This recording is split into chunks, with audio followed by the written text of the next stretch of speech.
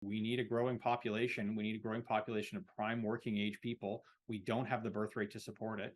And as a result, we need immigration. Economists say it's a necessary pain. Over the past year, more people came to Canada than ever.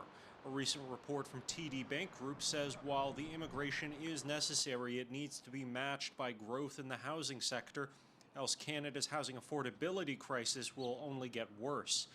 But housing experts say that's not easy. So this notion that we can actually, make housing more affordable by massively increasing supply, I think is not based on sort of a sound understanding of how the market actually behaves. Steve Pomeroy from the Canadian Housing Evidence Collaborative highlights that builders won't simply oversupply on their own. What's more, the rise in house prices aren't driven by increased demand or even the lack of supply, according to Pomeroy. Prices don't go up in a vacuum. Prices go up because consumers push them up.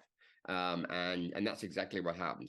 People had massive amounts of capacity to pay and were able to do that. Pomeroy says somewhere between 66 to 75% of home buyers already own a home, and they're using that home equity to get bigger mortgages for bigger bids.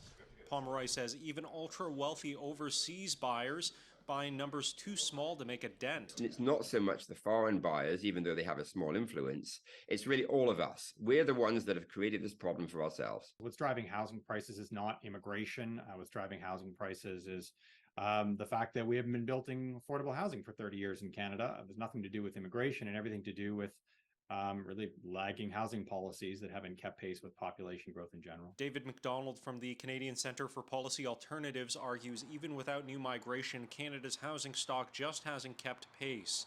He says there's a range of policy options, including telling the Canada Mortgage and Housing Corporation to play a more active role in starting new builds. So there's plenty of things that we could be doing. I mean, the federal government isn't terribly interested in doing those things, but these are real policy options that would have a big impact on housing. Limiting immigration is going to have a very limited impact on housing. But I would urge caution to anyone who believes the answer to our housing challenges is to close the door on newcomers. The reality is, when I talk to developers in my capacity as the Minister of Immigration before today, one of the chief obstacles to completing the projects that they want to get done is having access to the labor force. In Ottawa, Xiaoli Li, City News.